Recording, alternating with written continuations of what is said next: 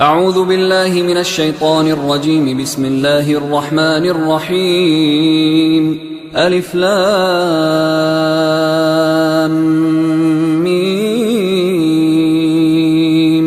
ذلك الكتاب لا ريب فيه هدى للمتقين الذين يؤمنون بالغيب ويقيمون الصلاة ومما رزقناهم ينفقون والذين يؤمنون بما أنزل إليك وما أنزل من قبلك وبالآخرة هم يوقنون أولئك على هدى من ربهم وأولئك هم المفلحون. إن الذين كفروا سواء عليهم أأنذرتهم أم لم تنذرهم لا يؤمنون ختم الله على قلوبهم وعلى سمعهم وعلى أبصارهم غشاوة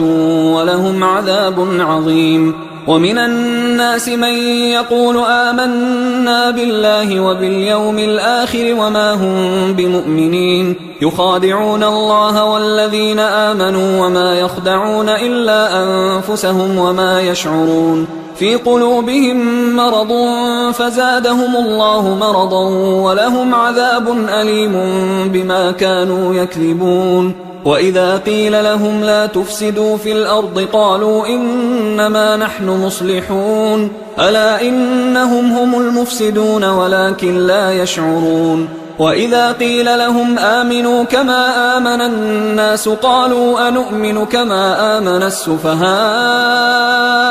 ألا إنهم هم السفهاء ولكن لا يعلمون. وإذا لقوا الذين آمنوا قالوا آمنا وإذا خلوا إلى شياطينهم قالوا إنا معكم إنما نحن مستهزئون الله يستهزئ بهم ويمدهم في طغيانهم يعمهون. أولئك الذين اشتروا الضلالة بالهدى فما ربحت تجارتهم وما كانوا مهتدين. مثلهم كمثل الذي استوقد نارا فلما أضاءت ما حوله ذهب الله بنورهم وتركهم في ظلمات لا يبصرون صم بكم عمي فهم لا يرجعون. أو كصيب من السماء فيه ظلمات ورعد وبرق يجعلون أصابعهم في آذانهم من الصواعق حذر الموت والله محيط بالكافرين. يكاد البرق يخطف أبصارهم كلما أضاء لهم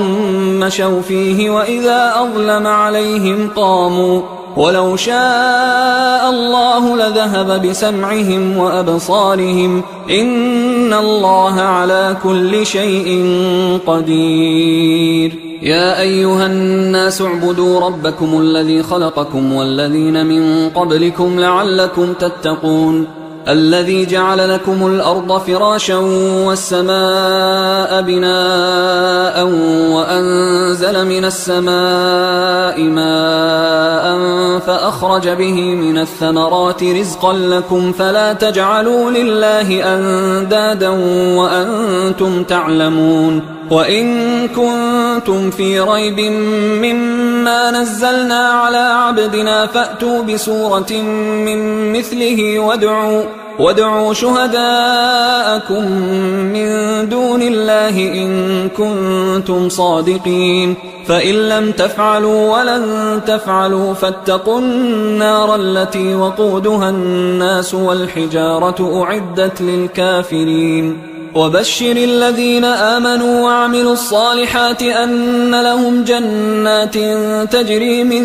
تحتها الأنهار كلما رزقوا منها من ثمرة رزقا قالوا هذا الذي رزقنا من قبل وأتوا به متشابها ولهم فيها أزواج مطهرة وهم فيها خالدون. إن الله لا يستحيي أن يضرب مثلا ما بعوضة فما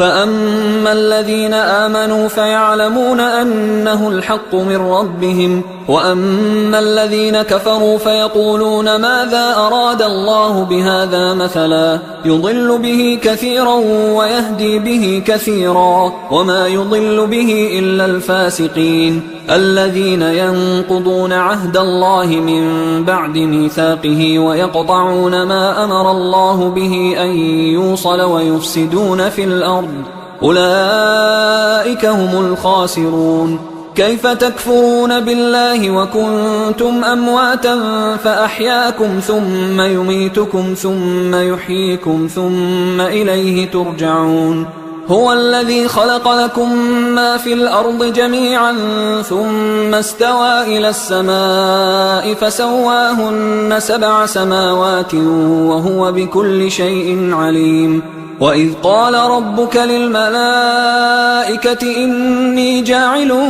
في الأرض خليفة قالوا أتجعل فيها من يفسد فيها ويسفك الدماء ونحن نسبح بحمدك ونقدس لك قال إني أعلم ما لا تعلمون. وعلم آدم الأسماء كلها ثم عرضهم على الملائكة فقال أنبئوني بأسماء هؤلاء إن كنتم صادقين. قالوا سبحانك لا علم لنا إلا ما علمتنا إنك أنت العليم الحكيم. قال يا آدم أنبئهم بأسمائهم فلما أنبأهم بأسمائهم قال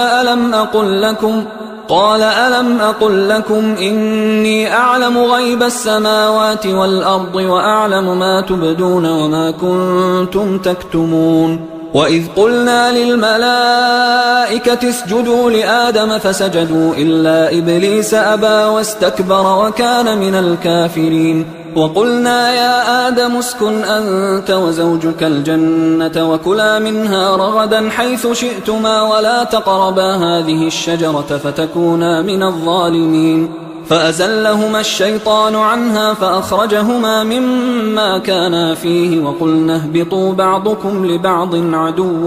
ولكم في الأرض مستقر ومتاع إلى حين. فتلقى آدم من ربه كلمات فتاب عليه إنه هو التواب الرحيم. قلنا اهبطوا منها جميعا فإما يأتينكم مني هدى فمن تبع هداي فلا خوف عليهم ولا هم يحزنون. والذين كفروا وكذبوا بآياتنا أولئك أصحاب النار هم فيها خالدون. يا بني إسرائيل اذكروا نعمتي التي أنعمت عليكم وأوفوا بعهدي أوف بعهدكم وإياي فارهبون. وآمنوا بما أنزلت مصدقا لما معكم ولا تكونوا أول كافر به ولا تشتروا بآياتي ثمنا قليلا وإياي فاتقون. ولا تلبسوا الحق بالباطل وتكتموا الحق وأنتم تعلمون. وأقيموا الصلاة وآتوا الزكاة واركعوا مع الراكعين. أتأمرون الناس بالبر وتنسون أنفسكم وأنتم تتلون الكتاب أفلا تعقلون. واستعينوا بالصبر والصلاة وإنها لكبيرة إلا على الخاشعين الذين يظنون أنهم ملاقو ربهم وأنهم إليه راجعون. يا بني إسرائيل اذكروا نعمتي التي أنعمت عليكم وأني فضلتكم على العالمين. واتقوا يوما لا تجزي نفس عن نفس شيئا ولا يقبل منها شفاعة ولا يؤخذ منها عدل ولا هم ينصرون. وإذ نجيناكم من آل فرعون يسومونكم سوء العذاب يذبحون أبناءكم ويستحيون نساءكم وفي ذلكم بلاء من ربكم عظيم. وإذ فرقنا بكم البحر فأنجيناكم وأغرقنا آل فرعون وأنتم تنظرون. وإذ واعدنا موسى 40 ليلة ثم اتخذتم العجل من بعده وأنتم ظالمون. ثم عفونا عنكم من بعد ذلك لعلكم تشكرون وإذ آتينا موسى الكتاب والفرقان لعلكم تهتدون وإذ قال موسى لقومه يا قوم إنكم ظلمتم أنفسكم باتخاذكم العجل فتوبوا إلى بارئكم فاقتلوا أنفسكم ذلكم خير لكم عند بارئكم فتاب عليكم إنه هو التواب الرحيم وإذ قلتم يا موسى لن نؤمن لك حتى نرى الله جهرة فأخذتكم الصاعقة وأنتم تنظرون ثم بعثناكم من بعد موتكم لعلكم تشكرون وظللنا عليكم الغمام وأنزلنا عليكم المن والسلوى كلوا من طيبات ما رزقناكم وما ظلمونا ولكن كانوا أنفسهم يظلمون وإذ قلنا ادخلوا هذه القرية فكلوا منها حيث شئتم رغدا وادخلوا الباب سجدا وقولوا حطة نغفر لكم خطاياكم وسنزيد المحسنين فبدل الذين ظلموا قولا غير الذي قيل لهم فأنزلنا على الذين ظلموا رجزا من السماء بما كانوا يفسقون وإذ استسقى موسى لقومه فقلنا اضرب بعصاك الحجر فانفجرت منه 12 عينا قد علم كل أناس مشربهم كلوا واشربوا من رزق الله ولا تعثوا في الأرض مفسدين وإذ قلتم يا موسى لن نصبر على طعام واحد فادع لنا ربك يخرج لنا مما تنبت الأرض من بقلها وقثائها وفومها وعدسها وبصلها قال أتستبدلون الذي هو أدنى بالذي هو خير اهبطوا مصرا فإن لكم ما سألتم وضربت عليهم الذلة والمسكنة وباءوا بغضب من الله ذلك بأنهم كانوا يكفرون بآيات الله ويقتلون النبيين بغير الحق ذلك بما عصوا وكانوا يعتدون إن الذين آمنوا والذين هادوا والنصارى والصابئين من آمن بالله واليوم الآخر وعمل صالحا فلهم أجرهم عند ربهم ولا خوف عليهم ولا هم يحزنون وإذ أخذنا ميثاقكم ورفعنا فوقكم الطور خذوا ما آتيناكم بقوة واذكروا ما فيه لعلكم تتقون ثم توليتم من بعد ذلك فلولا فضل الله عليكم ورحمته لكنتم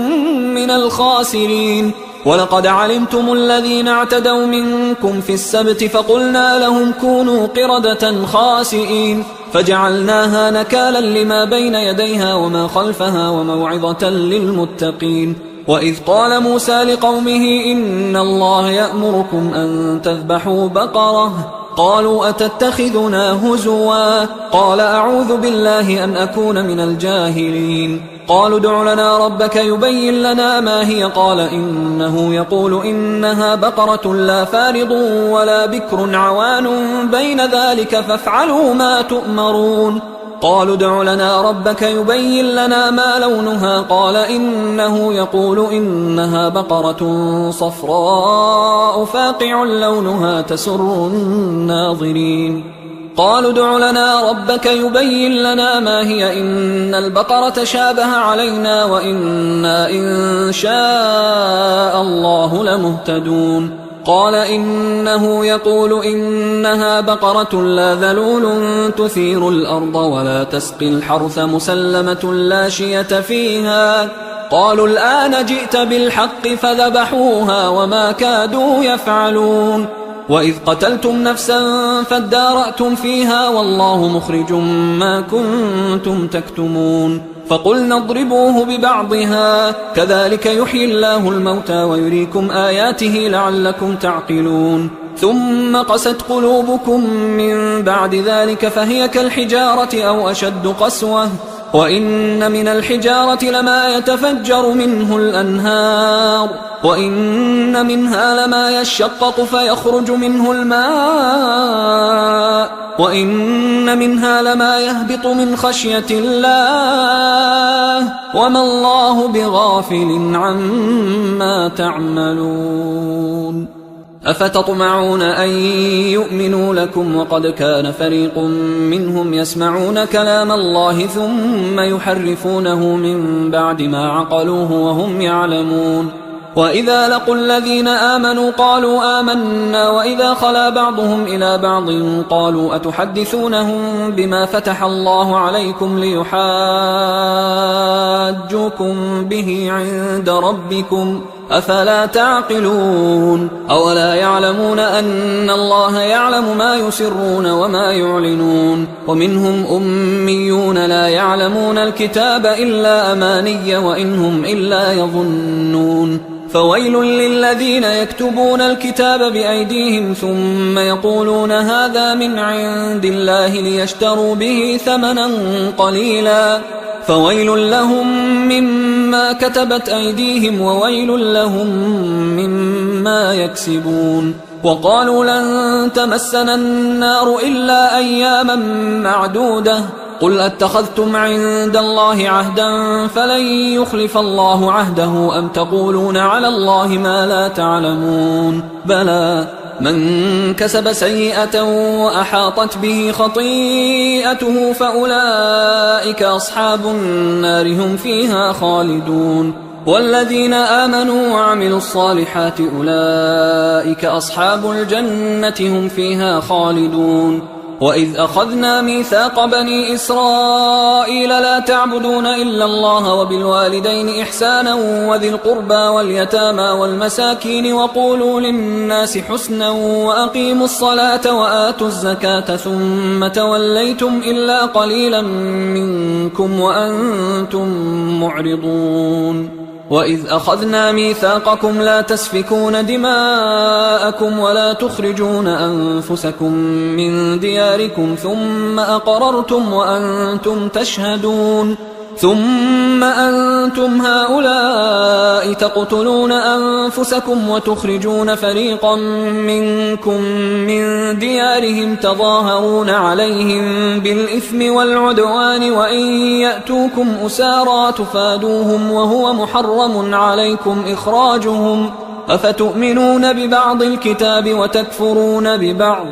فما جزاء من يفعل ذلك منكم إلا خزي في الحياة الدنيا ويوم القيامة يردون إلى أشد العذاب وما الله بغافل عما تعملون. أولئك الذين اشتروا الحياة الدنيا بالآخرة فلا يخفف عنهم العذاب ولا هم ينصرون. ولقد آتينا موسى الكتاب وقفينا من بعده بالرسل وآتينا عيسى ابن مريم البينات وأيدناه بروح القدس أفكلما جاءكم رسول بما لا تهوى أنفسكم استكبرتم ففريقا كذبتم وفريقا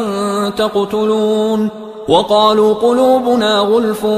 بل لعنهم الله بكفرهم فقليلا ما يؤمنون. ولما جاءهم كتاب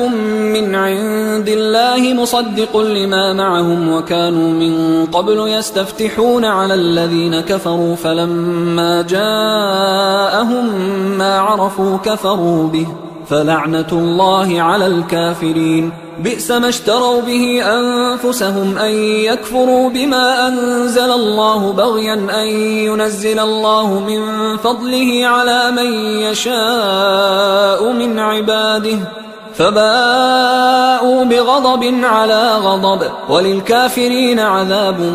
مهين. وإذا قيل لهم آمنوا بما أنزل الله قالوا نؤمن بما أنزل علينا ويكفرون بما وراءه وهو الحق مصدقا لما معهم. قل فلم تقتلون أنبياء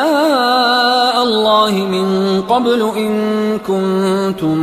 مؤمنين ولقد جاءكم موسى بالبينات ثم اتخذتم العجل من بعده وأنتم ظالمون وإذ أخذنا ميثاقكم ورفعنا فوقكم الطور خذوا ما آتيناكم بقوة واسمعوا قالوا سمعنا وعصينا وأشربوا في قلوبهم العجل بكفرهم قل بئس ما يأمركم به إيمانكم إن كنتم مؤمنين قل إن كانت لكم الدار الآخرة عند الله خالصة من دون الناس فتمنوا الموت إن كنتم صادقين ولن يتمنوه أبدا بما قدمت أيديهم والله عليم بالظالمين ولتجدنهم أحرص الناس على حياة ومن الذين أشركوا يود أحدهم لو يعمر 1000 سنة وما هو بمزحزحه من العذاب أن يعمر والله بصير بما يعملون قل من كان عدوا لجبريل فإنه نزله على قلبك بإذن الله مصدقا لما بين يديه وهدى وبشرى للمؤمنين من كان عدوا لله وملائكته ورسله وجبريل وميكال فإن الله عدو للكافرين ولقد أنزلنا إليك آيات بينات وما يكفر بها إلا الفاسقون أوكلما عاهدوا عهدا نبذه فريق منهم بل أكثرهم لا يؤمنون ولما جاءهم رسول من عند الله مصدق لما معهم نبذ فريق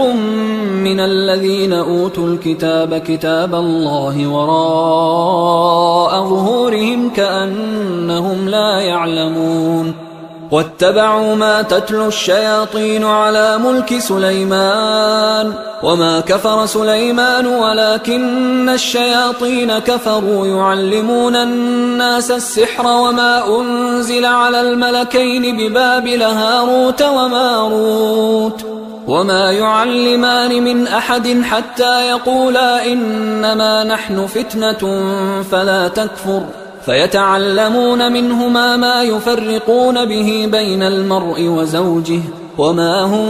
بضارين به من أحد إلا بإذن الله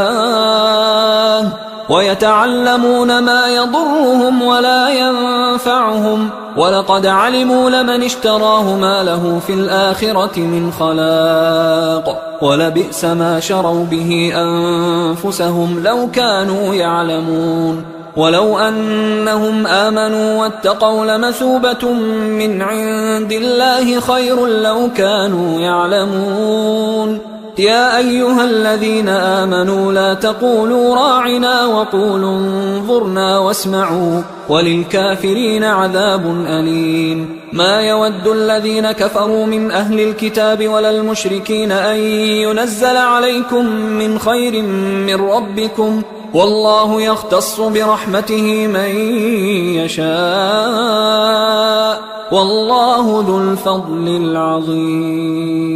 ما ننسخ من آية أو ننسها نأت بخير منها أو مثلها ألم تعلم أن الله على كل شيء قدير ألم تعلم أن الله له ملك السماوات والأرض وما لكم من دون الله من ولي ولا نصير أم تريدون أن تسألوا رسولكم كما سئل موسى من قبل ومن يتبدل الكفر بالإيمان فقد ضل سواء السبيل ود كثير من أهل الكتاب لو يردونكم من بعد إيمانكم كفارا حسدا من عند أنفسهم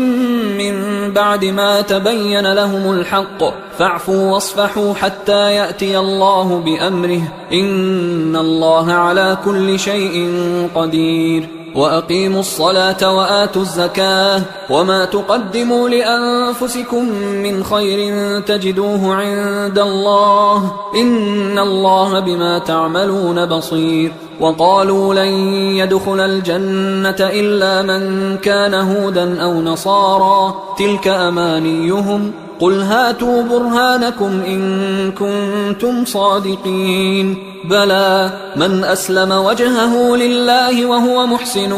فله أجره عند ربه ولا خوف عليهم ولا هم يحزنون وقالت اليهود ليست النصارى على شيء وقالت النصارى ليست اليهود على شيء وهم يتلون الكتاب كذلك قال الذين لا يعلمون مثل قولهم فالله يحكم بينهم يوم القيامة فيما كانوا فيه يختلفون ومن أظلم ممن منع مساجد الله أن يذكر فيها اسمه وسعى في خرابها أولئك ما كان لهم أن يدخلوها إلا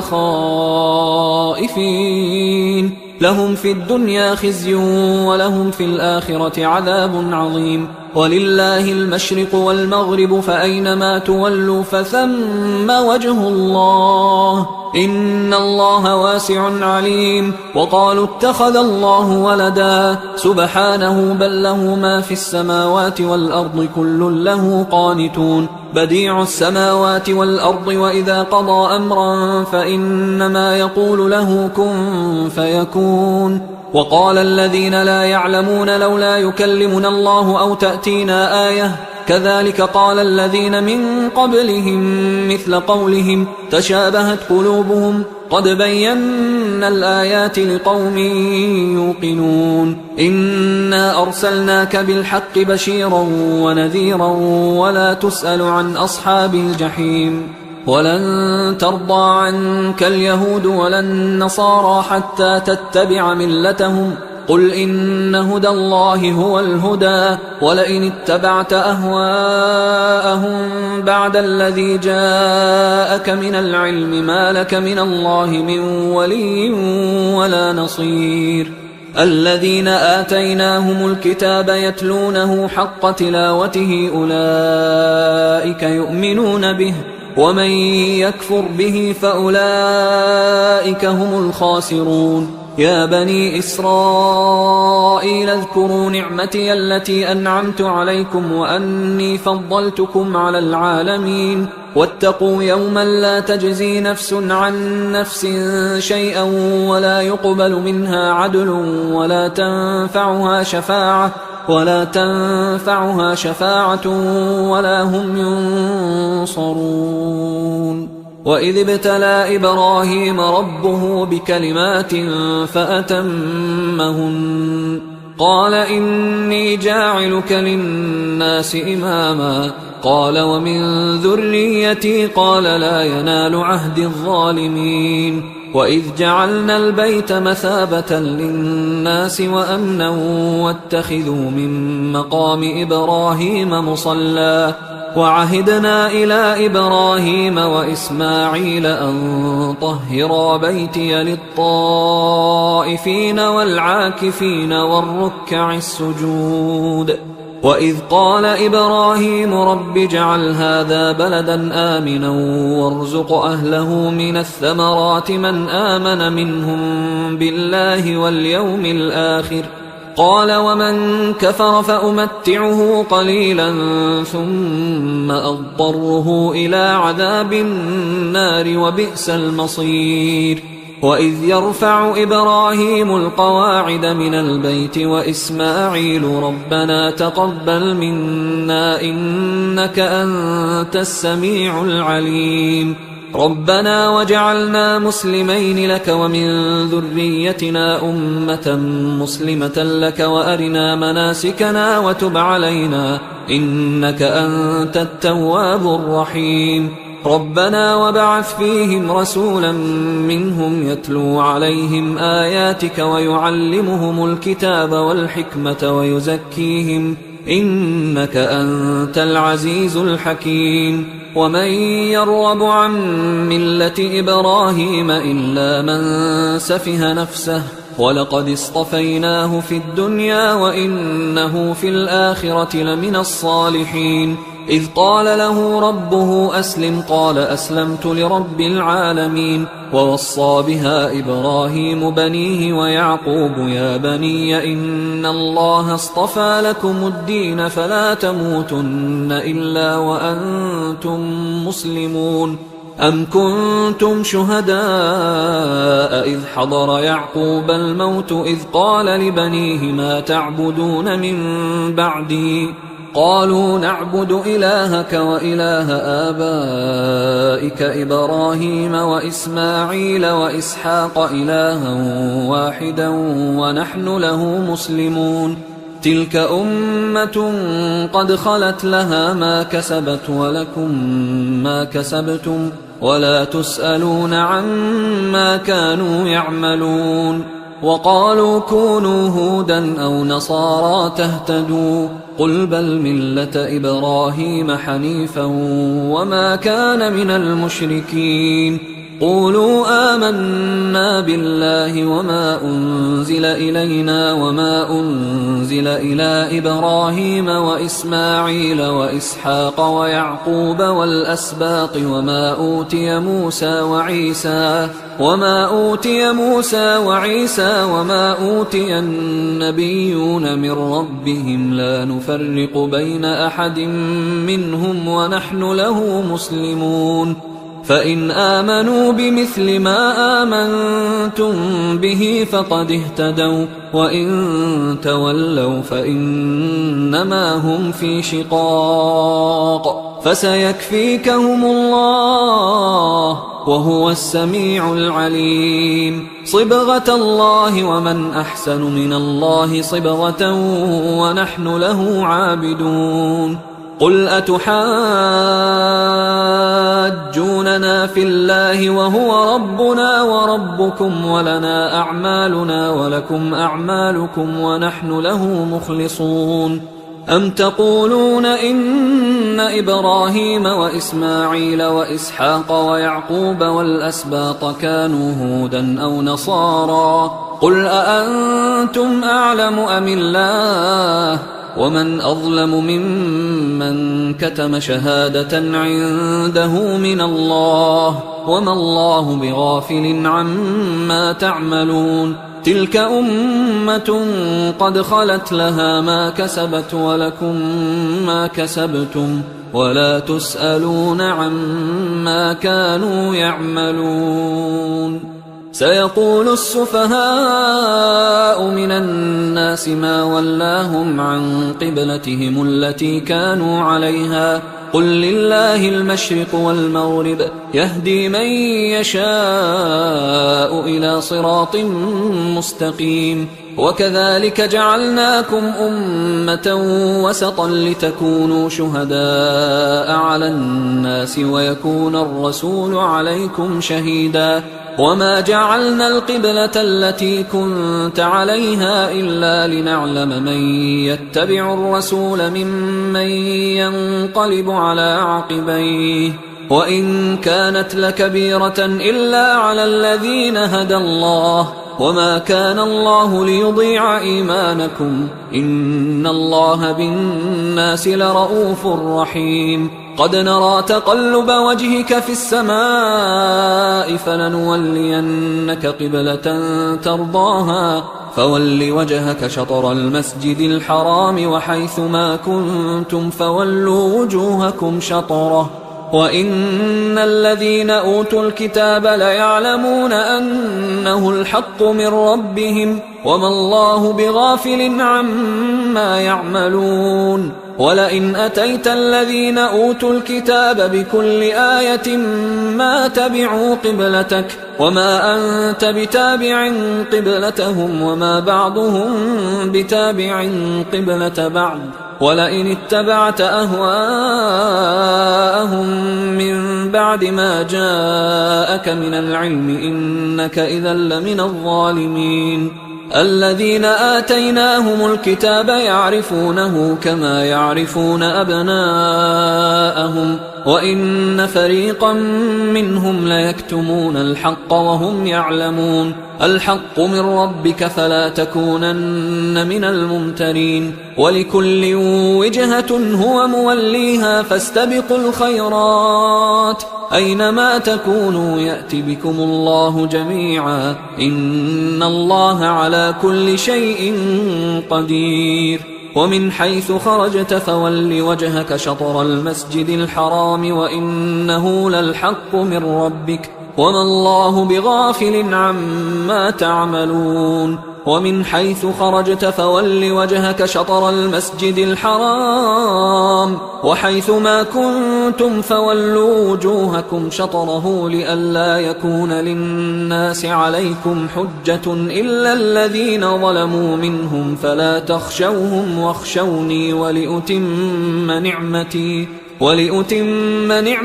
عليكم ولعلكم تهتدون كما أرسلنا فيكم رسولا منكم يتلو عليكم آياتنا ويزكيكم ويعلمكم الكتاب والحكمة ويعلمكم ما لم تكونوا تعلمون فاذكروني أذكركم واشكروا لي ولا تكفرون يا أيها الذين آمنوا استعينوا بالصبر والصلاة إن الله مع الصابرين ولا تقولوا لمن يقتل في سبيل الله أموات بل أحياء ولكن لا تشعرون ولنبلونكم بشيء من الخوف والجوع ونقص من الأموال والأنفس والثمرات وبشر الصابرين الذين إذا أصابتهم مصيبة قالوا إنا لله وإنا إليه راجعون أولئك عليهم صلوات من ربهم ورحمة وأولئك هم المهتدون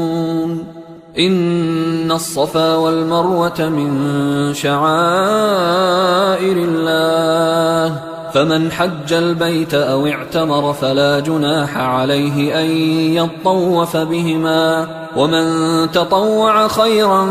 فإن الله شاكر عليم إن الذين يكتمون ما أنزلنا من البينات والهدى من بعد ما بيناه للناس في الكتاب أولئك يلعنهم الله ويلعنهم اللاعنون إلا الذين تابوا وأصلحوا وبينوا فأولئك أتوب عليهم وأنا التواب الرحيم إن الذين كفروا وماتوا وهم كفار أولئك عليهم لعنة الله والملائكة والناس أجمعين خالدين فيها لا يخفف عنهم العذاب ولا هم ينظرون وإلهكم إله واحد لا إله إلا هو الرحمن الرحيم إن في خلق السماوات والأرض واختلاف الليل والنهار والفلك التي تجري في البحر بما ينفع الناس وما أنزل الله من السماء من ماء فأحيا به الأرض بعد موتها وبث فيها من كل دابة وتصريف الرياح والسحاب المسخر بين السماء والأرض لآيات لقوم يعقلون ومن الناس من يتخذ من دون الله أندادا يحبونهم كحب الله والذين آمنوا أشد حبا لله ولو يرى الذين ظلموا إذ يرون العذاب أن القوة لله جميعا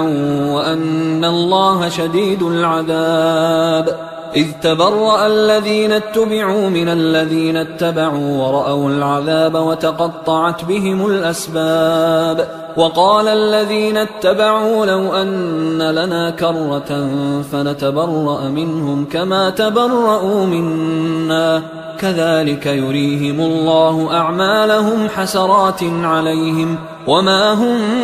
بخارجين من النار. يا أيها الناس كلوا مما في الأرض حلالا طيبا ولا تتبعوا خطوات الشيطان إنه لكم عدو مبين. إنما يأمركم بالسوء والفحشاء وأن تقولوا على الله ما لا تعلمون. وإذا قيل لهم اتبعوا ما أنزل الله قالوا بل نتبع ما ألفينا عليه آباءنا أولو كان آباؤهم لا يعقلون شيئا ولا يهتدون. ومثل الذين كفروا كمثل الذي ينعق بما لا يسمع إلا دعاء ونداء صم بكم عمي فهم لا يعقلون. يا أيها الذين آمنوا كلوا من طيبات ما رزقناكم واشكروا لله إن كنتم إياه تعبدون. إنما حرم عليكم الميتة والدم ولحم الخنزير وما أهل به لغير الله فمن اضطر غير باغ ولا عاد فلا إثم عليه إن الله غفور رحيم. إن الذين يكتمون ما أنزل الله من الكتاب ويشترون به ثمنا قليلا أولئك ما يأكلون في بطونهم إلا النار ولا يكلمهم الله يوم القيامة ولا يزكيهم ولهم عذاب أليم. أولئك الذين اشتروا الضلالة بالهدى والعذاب بالمغفرة فما أصبرهم على النار ذلك بأن الله نزل الكتاب بالحق وإن الذين اختلفوا في الكتاب لفي شقاق بعيد. ليس البر أن تولوا وجوهكم قبل المشرق والمغرب ولكن البر من آمن بالله واليوم الآخر والملائكة والكتاب والنبيين وآتى المال على حبه ذوي القربى واليتامى والمساكين وابن السبيل والسائلين وفي الرقاب وأقام الصلاة وآتى الزكاة والموفون بعهدهم إذا عاهدوا والصابرين في البأساء والضراء وحين البأس أولئك الذين صدقوا وأولئك هم المتقون. يا أيها الذين آمنوا كتب عليكم القصاص في القتلى الحر بالحر والعبد بالعبد والأنثى بالأنثى فمن عفي له من أخيه شيء فاتباع بالمعروف وأداء إليه بإحسان ذلك تخفيف من ربكم ورحمة فمن اعتدى بعد ذلك فله عذاب أليم. ولكم في القصاص حياة يا أولي الألباب لعلكم تتقون. كتب عليكم إذا حضر أحدكم الموت إن ترك خيرا الوصية للوالدين والأقربين بالمعروف حقا على المتقين فمن بدله بعدما سمعه فإنما إثمه على الذين يبدلونه إن الله سميع عليم. فمن خاف من موص جنفا أو إثما فأصلح بينهم فلا إثم عليه إن الله غفور رحيم. يا أيها الذين آمنوا كتب عليكم الصيام كما كتب على الذين من قبلكم لعلكم تتقون أياما معدودات فمن كان منكم مريضا أو على سفر فعدة من أيام أخر وعلى الذين يطيقونه فدية طعام مسكين فمن تطوع خيرا فهو خير له وأن تصوموا خير لكم إن كنتم تعلمون شهر رمضان الذي أنزل فيه القرآن هدى للناس وبينات من الهدى والفرقان فمن شهد منكم الشهر فليصم ومن كان مريضا أو على سفر فعدة من أيام أخر يريد الله بكم اليسر ولا يريد بكم العسر ولتكملوا العدة ولتكبروا الله على ما هداكم ولعلكم تشكرون وإذا سألك عبادي عني فإني قريب أجيب دعوة الداعي إذا دعان فليستجيبوا لي وليؤمنوا بي لعلهم يرشدون أحل لكم ليلة الصيام الرفث إلى نسائكم هن لباس لكم وأنتم لباس لهن علم الله أنكم كنتم تختانون أنفسكم فتاب عليكم وعفى عنكم فالآن باشروهن وابتغوا ما كتب الله لكم وكلوا واشربوا حتى يتبين لكم الخيط الأبيض من الخيط الأسود من الفجر ثم أتموا الصيام إلى الليل ولا تباشروهن وأنتم عاكفون في المساجد تلك حدود الله فلا تقربوها كذلك يبين الله آياته للناس لعلهم يتقون ولا تأكلوا أموالكم بينكم بالباطل وتدلوا بها إلى الحكام لتأكلوا فريقا من أموال الناس بالإثم وأنتم تعلمون يسألونك عن الأهلة قل هي مواقيت للناس والحج وليس البر بأن تأتوا البيوت من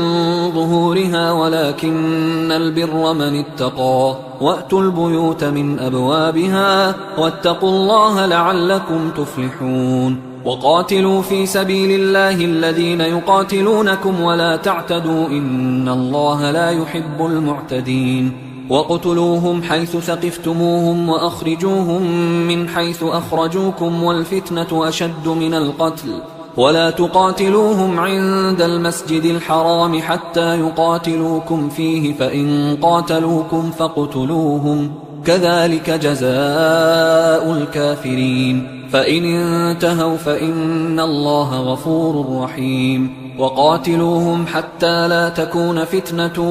ويكون الدين لله فإن انتهوا فلا عدوان إلا على الظالمين الشهر الحرام بالشهر الحرام والحرمات قصاص فمن اعتدى عليكم فاعتدوا عليه بمثل ما اعتدى عليكم واتقوا الله واعلموا أن الله مع المتقين وأنفقوا في سبيل الله ولا تلقوا بأيديكم إلى التهلكة وأحسنوا إن الله يحب المحسنين وأتموا الحج والعمرة لله فإن أحصرتم فما استيسر من الهدي ولا تحلقوا رؤوسكم حتى يبلغ الهدي محله فمن كان منكم مريضا أو به أذى من رأسه ففدية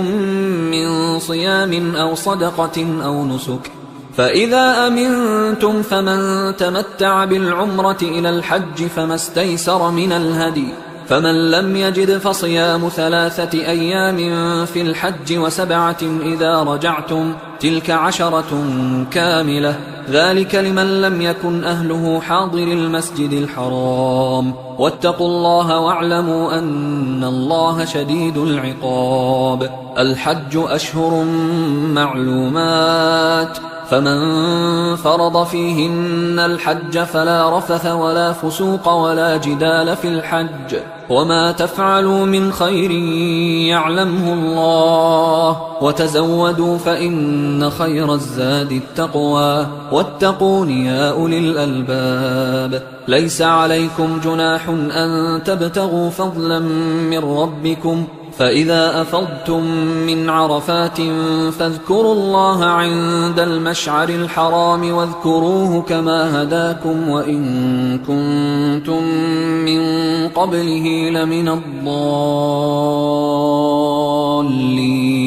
ثم أفيضوا من حيث أفاض الناس واستغفروا الله إن الله غفور رحيم فإذا قضيتم مناسككم فاذكروا الله كذكركم آباءكم أو أشد ذكرا فمن الناس من يقول ربنا آتنا في الدنيا وما له في الآخرة من خلاق ومنهم من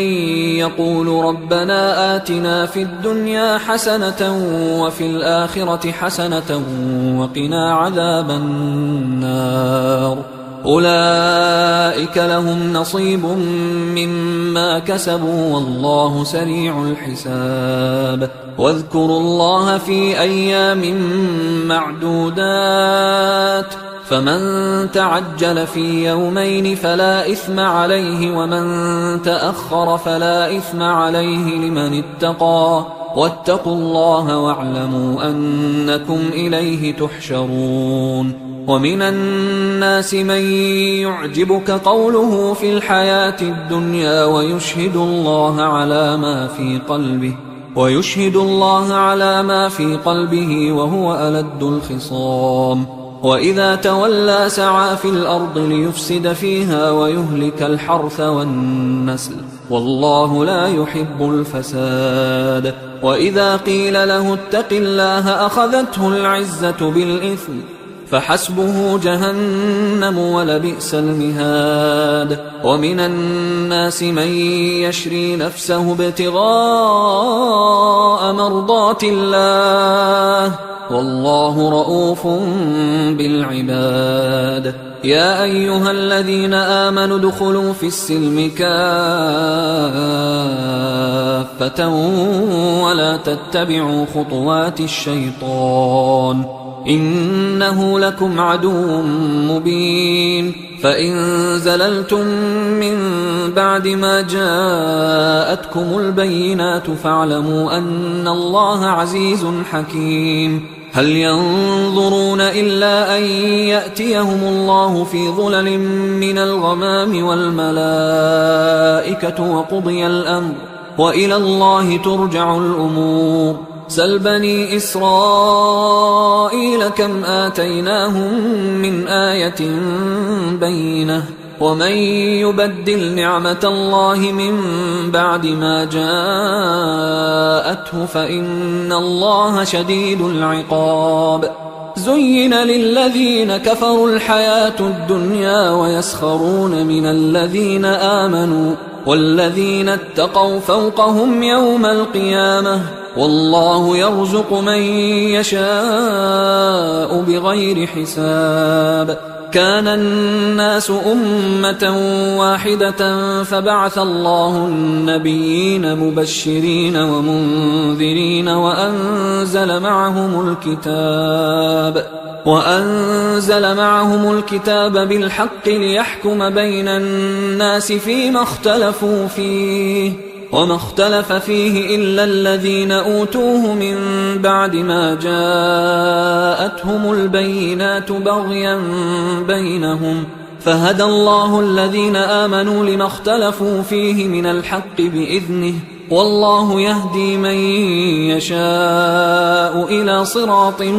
مستقيم أم حسبتم أن تدخلوا الجنة ولما يأتكم مثل الذين خلوا من قبلكم مستهم البأساء والضراء وزلزلوا حتى يقول الرسول والذين آمنوا معه متى نصر الله ألا إن نصر الله قريب يسألونك ماذا ينفقون قل ما أنفقتم من خير فللوالدين والأقربين واليتامى والمساكين وابن السبيل وما تفعلوا من خير فإن الله به عليم كتب عليكم القتال وهو كره لكم، وعسى أن تكرهوا شيئا وهو خير لكم، وعسى أن تحبوا شيئا وهو شر لكم، والله يعلم وأنتم لا تعلمون. يسألونك عن الشهر الحرام قتال فيه، قل قتال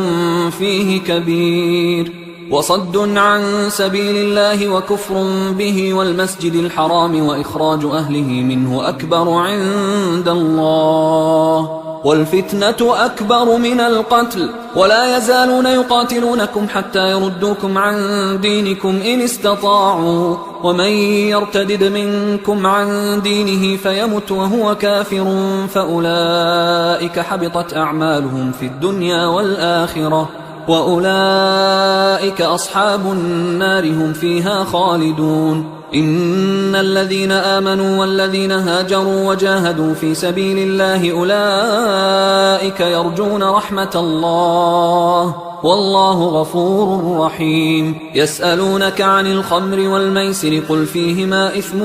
كبير ومنافع للناس وإثمهما أكبر من نفعهما، ويسألونك ماذا ينفقون قل العفو، كذلك يبين الله لكم الآيات لعلكم تتفكرون في الدنيا والآخرة. ويسألونك عن اليتامى قل إصلاح لهم خير، وإن تخالطوهم فإخوانكم والله يعلم المفسد من المصلح، ولو شاء الله لأعنتكم إن الله عزيز حكيم. ولا تنكحوا المشركات حتى يؤمن، ولأمة مؤمنة خير من مشركة ولو أعجبتكم، ولا تنكحوا المشركين حتى يؤمنوا، ولعبد مؤمن خير من مشرك ولو أعجبكم، أولئك يدعون إلى النار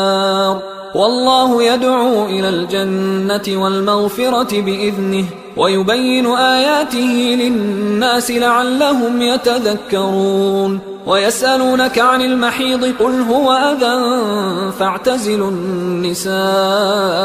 في المحيض ولا تقربوهن حتى يطهرن، فإذا تطهرن فأتوهن من حيث أمركم الله، إن الله يحب التوابين ويحب المتطهرين. نساؤكم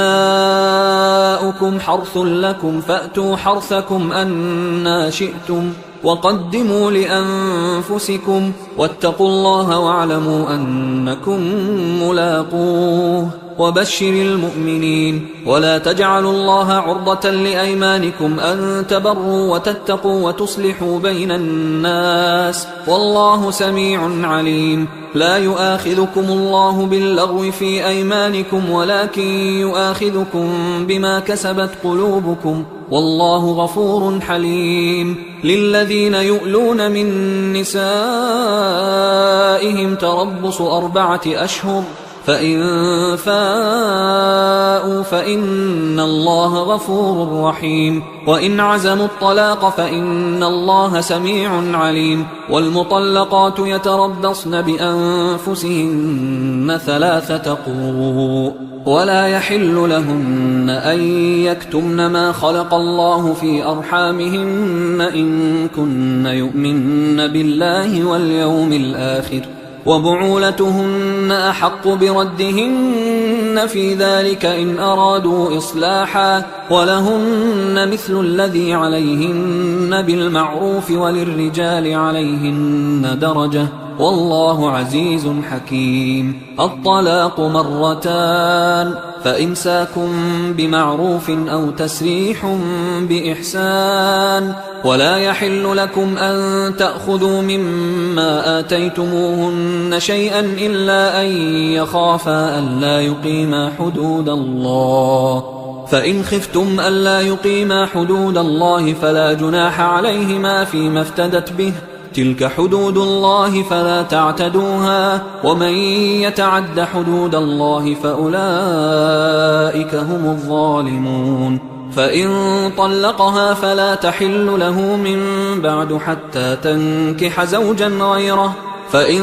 طلقها فلا جناح عليهما أن يتراجعا إن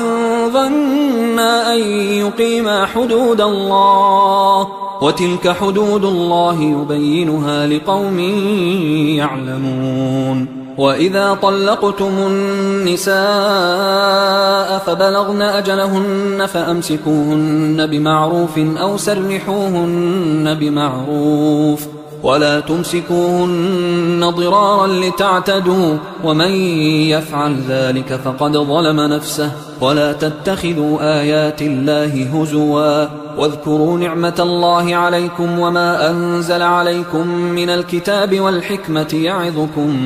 به، واتقوا الله واعلموا أن الله بكل شيء عليم. وإذا طلقتم النساء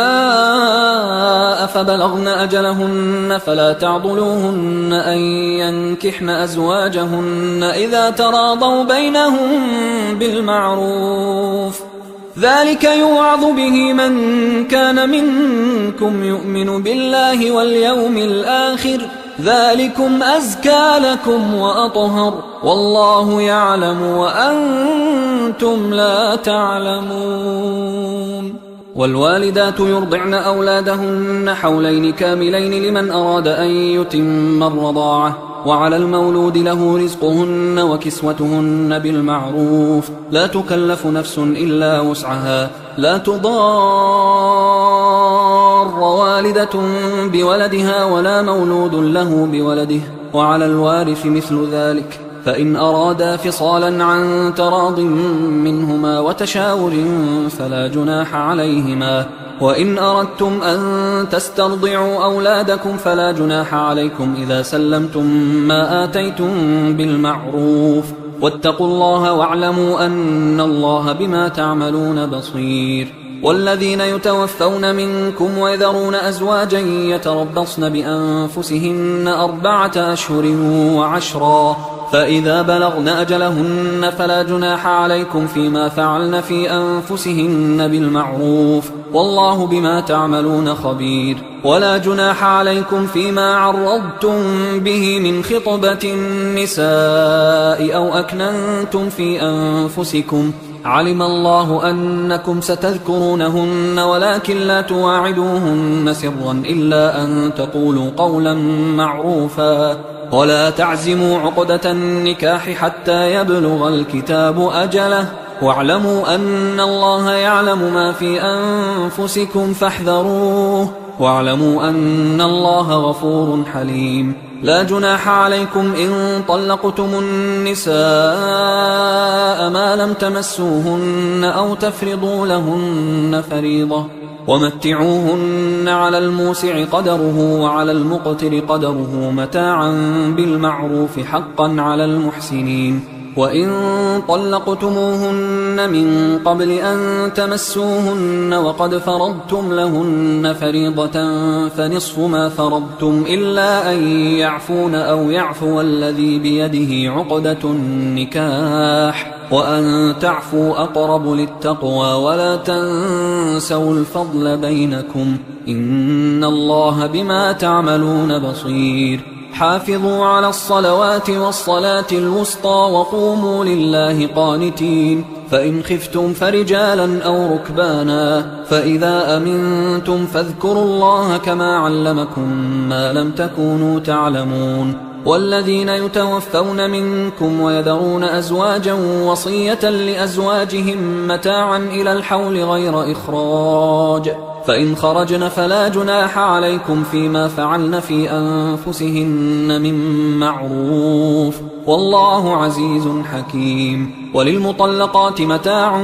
بالمعروف حقا على المتقين، كذلك يبين الله لكم آياته لعلكم تعقلون. ألم تر إلى الذين خرجوا من ديارهم وهم ألوف حذر الموت فقال لهم الله موتوا ثم أحياهم، إن الله لذو فضل على الناس ولكن أكثر الناس لا يشكرون. وقاتلوا في سبيل الله واعلموا أن الله سميع عليم. من ذا الذي يقرض الله قرضا حسنا فيضاعفه له أضعافا كثيرة، والله يقبض ويبسط وإليه ترجعون. ألم تر إلى الملأ من بني إسرائيل من بعد موسى إذ قالوا لنبي له مبعث لنا ملكا نقاتل في سبيل الله قال هل عسيتم إن كتب عليكم القتال ألا تقاتلوا قالوا وما لنا ألا نقاتل في سبيل الله وقد أخرجنا من ديارنا وأبنائنا فلما كتب عليهم القتال تولوا إلا قليلا منهم والله عليم بالظالمين وقال لهم نبيهم إن الله قد بعث لكم طالوت ملكا قالوا أنى يكون له الملك علينا ونحن أحق بالملك منه ولم يؤت سعة من المال قال إن الله اصطفاه عليكم وزاده بسطة في العلم والجسم والله يؤتي ملكه من يشاء والله واسع عليم وقال لهم نبيهم إن آية ملكه أن يأتيكم التابوت فيه سكينة من ربكم وبقية مما ترك آل موسى وآل هارون تحمله الملائكة إن في ذلك لآية لكم إن كنتم مؤمنين فلما فصل طالوت بالجنود قال إن الله مبتليكم بنهر فمن شرب منه فليس مني ومن لم يطعمه فإنه مني إلا من اغترف غرفة بيده فشربوا منه إلا قليلا منهم فلما جاوزه هو والذين آمنوا معه قالوا لا طاقة لنا اليوم بجالوت وجنوده قال الذين يظنون أنهم ملاقوا الله كم من فئة قليلة غلبت فئة كثيرة بإذن الله والله مع الصابرين ولما برزوا لجالوت وجنوده قالوا ربنا أفرغ علينا صبرا وثبت أقدامنا وانصرنا على القوم الكافرين فهزموهم بإذن الله وقتل داود جالوت وآتاه الله الملك والحكمة وعلمه مما يشاء ولولا دفع الله الناس بعضهم ببعض لفسدت الأرض ولكن الله ذو فضل على العالمين تلك آيات الله نتلوها عليك بالحق وإنك لمن المرسلين تلك الرسل فضلنا بعضهم على بعض منهم من كلم الله ورفع بعضهم درجات وآتينا عيسى ابن مريم البينات وأيدناه بروح القدس ولو شاء الله ما اقتتل الذين من بعدهم من بعد ما جاءتهم البينات ولكن اختلفوا فمنهم من آمن ومنهم من كفر ولو شاء الله ما اقتتلوا ولكن الله يفعل ما يريد يا أيها الذين آمنوا أنفقوا مما رزقناكم من قبل أن يأتي يوم لا بيع فيه ولا خلة ولا شفاعة والكافرون هم الظالمون الله لا إله إلا هو الحي القيوم لا تأخذه سنة ولا نوم له ما في السماوات وما في الأرض من ذا الذي يشفع عنده إلا بإذنه يعلم ما بين أيديهم وما خلفهم ولا يحيطون بشيء من علمه إلا بما شاء وسع كرسيه السماوات والأرض ولا يؤوده حفظهما وهو العلي العظيم لا إكراه في الدين قد تبين الرشد من الغي فمن يكفر بالطاغوت ويؤمن بالله فقد استمسك بالعروة الوثقى لا انفصام لها والله سميع عليم الله ولي الذين آمنوا يخرجهم من الظلمات إلى النور والذين كفروا أولياؤهم الطاغوت يخرجونهم من النور إلى الظلمات أولئك أصحاب النار هم فيها خالدون ألم تر إلى الذي حاج إبراهيم في ربه أن آتاه الله الملك إذ قال إبراهيم ربي الذي يحيي ويميت قال أنا أحيي وأميت قال إبراهيم فإن الله يأتي بالشمس من المشرق فأت بها من المغرب فبهت الذي كفر والله لا يهدي القوم الظالمين. أو كالذي مر على قرية وهي خاوية على عروشها قال أنى يحيي هذه الله بعد موتها فأماته الله 100 عام ثم بعثه قال كم لبثت؟ قال لبثت يوما أو بعض يوم. قال بل لبثت 100 عام فانظر إلى طعامك وشرابك لم يتسنه وانظر إلى حمارك ولنجعلك آية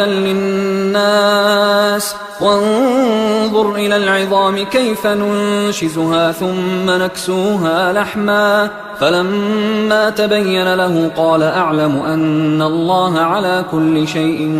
قدير. وإذ قال إبراهيم رب أرني كيف تحيي الموتى قال أولم تؤمن قال بلى ولكن ليطمئن قلبي قال فخذ 4 من الطير فصرهن إليك ثم اجعل على كل جبل منهن جزءا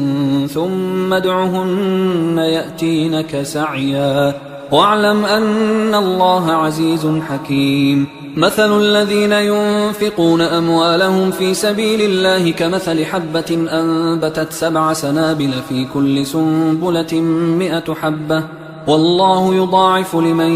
يشاء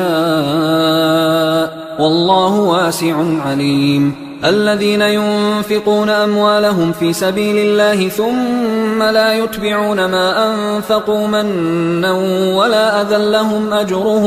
لهم أجرهم عند ربهم ولا خوف عليهم ولا هم يحزنون. قول معروف ومغفرة خير من صدقة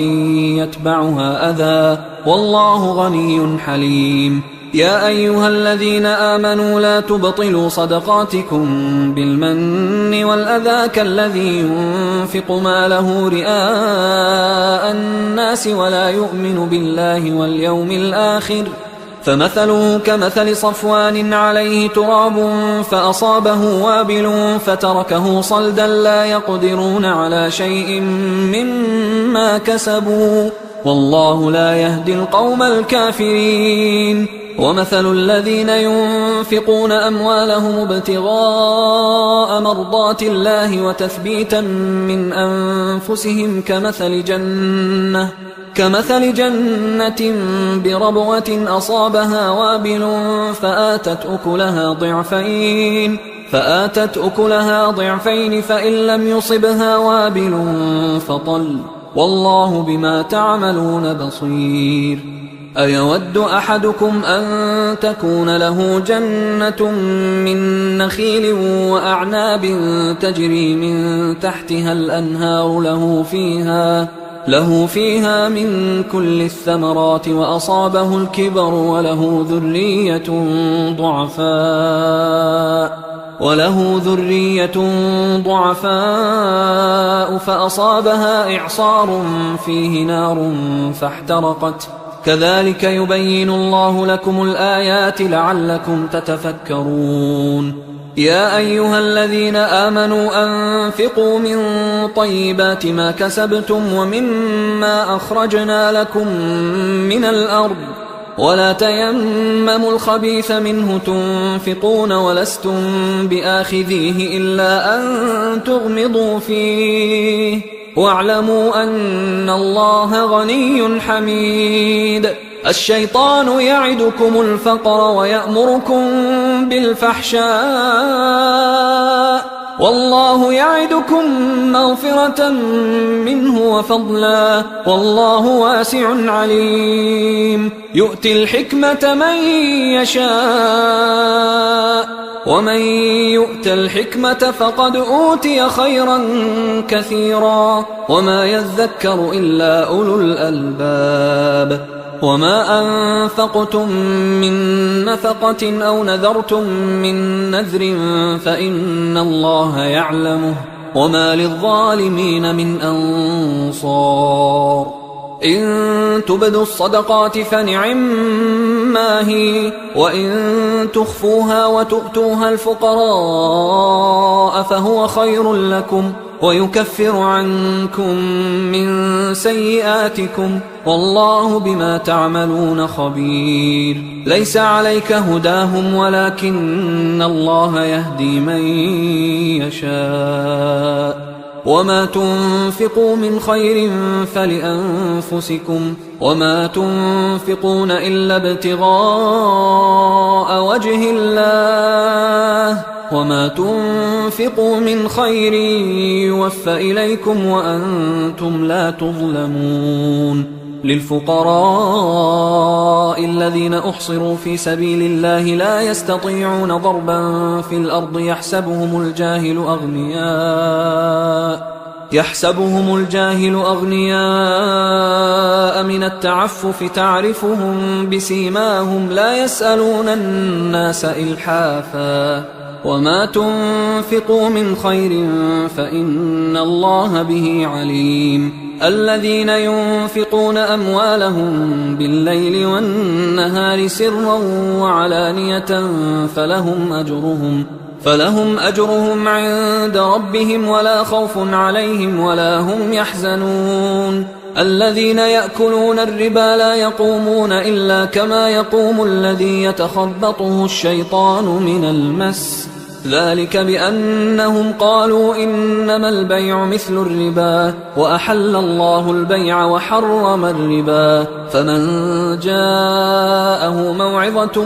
من ربه فانتهى فله ما سلف وأمره إلى الله ومن عاد فأولئك أصحاب النار هم فيها خالدون. يمحق الله الربا ويربي الصدقات والله لا يحب كل كفار أثيم. إن الذين آمنوا وعملوا الصالحات وأقاموا الصلاة وآتوا الزكاة لهم أجرهم عند ربهم ولا خوف عليهم ولا هم يحزنون. يا أيها الذين آمنوا اتقوا الله وذروا ما بقي من الربا إن كنتم مؤمنين، فإن لم تفعلوا فأذنوا بحرب من الله ورسوله، وإن تبتم فلكم رؤوس أموالكم لا تظلمون ولا تظلمون. وإن كان ذو عسرة فنظرة إلى ميسرة، وأن تصدقوا خير لكم إن كنتم تعلمون. واتقوا يوما ترجعون فيه إلى الله ثم توفى كل نفس ما كسبت وهم لا يظلمون. يا أيها الذين آمنوا إذا تداينتم بدين إلى أجل مسمى فاكتبوه، وليكتب بينكم كاتب بالعدل، ولا يأب كاتب أن يكتب كما علمه الله، فليكتب وليملل الذي عليه الحق وليتق الله ربه ولا يبخس منه شيئا. فإن كان الذي عليه الحق سفيها أو ضعيفا أو لا يستطيع أن يمله فليملل وليه بالعدل، واستشهدوا شهيدين من رجالكم، فإن لم يكونا رجلين فرجل وامرأتان ممن ترضون من الشهداء أن تضل إحداهما فتذكر إحداهما الأخرى، ولا يأبى الشهداء إذا ما دعوا، ولا تسأموا أن تكتبوه صغيرا أو كبيرا إلى أجله، ذلكم أقسط عند الله وأقوم للشهادة وأدنى أن لا ترتابوا إلا أن تكون تجارة حاضرة تديرونها بينكم فليس عليكم جناح ألا تكتبوها، وأشهدوا إذا تبايعتم، ولا يضار كاتب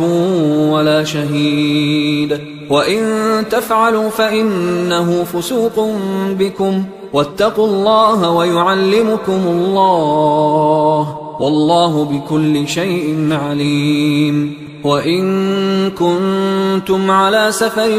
ولم تجدوا كاتبا فرهان مقبوضة،